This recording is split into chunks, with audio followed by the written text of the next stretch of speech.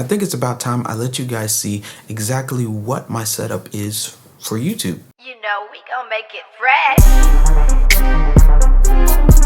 Hey, what's going on, everybody? It's your boy J Fresh Beats.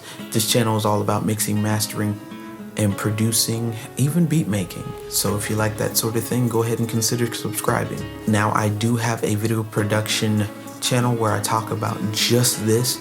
My settings for cameras, how I get certain effects, how I do stuff on Final Cut, all of the works, and even streaming. So if you are interested in that, go ahead and look in the description below for that channel. Also subscribe to it. All right, I think you're in for a really, really big treat. I did do this for my video production channel, but while I was editing, I felt like I needed to repurpose and use this for my audio channel as well, because there are people out there just like you guys trying to figure out how to get this thing to work. So it's going to be about two setups, one for home, one for studio. So let's check that out. This is the tripod that I use. This is the Manfrotto tripod. It was like 70 bucks. And it's great for whenever you're going traveling and stuff like that. I used to travel a lot, so I got this tripod. And even if you're not traveling and you want to vlog, it has this wonderful feature, which I actually might start using from now on. This feature where you can take the top off and just use it as a vlogging situation. Now, the next thing I want to talk about for my home setup is my camera. Now, the camera that I do use and have been using for all of my content, whether it be stories or for regular YouTube videos, is this camera right here. It's the EOS or the EOS M50. This camera I got as a B cam and has actually become one of the go-to cameras. It has a flip out LCD articulating screen, and I really like this camera because it's so small. It fits in my hand. I can do stuff quick with it. I don't have to do anything crazy. Now, I do have a adapter to put my EF lenses on it, so I don't necessarily use this 15 to 45 situation.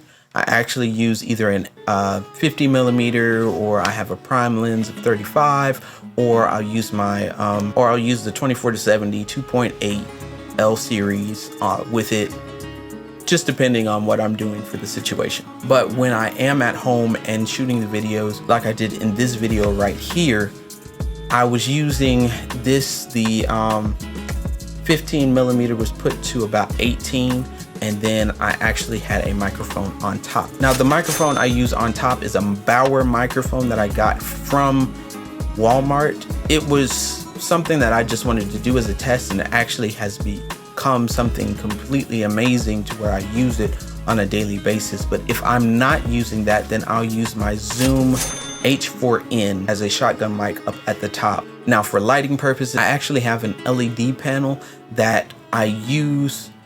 It's one of the newer LED panels, so you can dial it in, but you won't exactly know what's Kelvin and what isn't. It just says daylight or tungsten. So if you have a camera that is going by Kelvin, then that daylight is 56 and that tungsten is 32. That's all I use for my at-home setup. Now let's talk about my in-studio setup. My in-studio setup, I use this tripod. It's called an Avela tripod. It's a fluid head tripod that's really sturdy and heavy duty. Goes up really, really high, even higher than the Manfrotto that we have here at the studio. I do use that. It also has a quick release plate. Now, on top of the quick release plate, I have camera-wise the Blackmagic either 6K or 4K. If I'm using the 4K, I do use a speed booster that goes on it. That way I can use my EF lens. But if I have the 6K, then I'm just using the EF lens by itself. Now, the lens I'm using right now is the 24 to 70 millimeter 2.8 L series lens. It's just really clean, and I really like the look of it, and it makes everything look amazing. I'm shooting in 1920 by 1080 ProRes, so I don't have to worry too much about storage issues. Now, for audio, I am using a Sony microphone. This microphone I got from my brother-in-law, and I really like this microphone. At first, I thought it was just something that I could use, but it's 48 volts and it's a boom microphone, and I really enjoy this microphone. And so for my light, I'm using the GVM light. I'm only using one panel because have enough in the background already if I'm just doing it this setting, or if I'm in the podcast room, it actually looks really good with just one light. So the light that I'm using is the GVM, and then my setting is set to 3200. So that is what I'm using to record my YouTube videos. I hope that has inspired you to either go for my home setup or my studio setup. One's cheaper and one's expensive. All of the stuff is going to be listed below in the comment section. So if you guys want to use any of these, you can actually get it all in one place. If you like what you saw, leave a like, leave a comment, also subscribe. Let me know in the comment section what you thought about this piece, and if you would like to purchase any one of these products. I would really like to know. Also, I stream every Tuesday and Sunday on Twitch, so definitely go ahead and tune into that.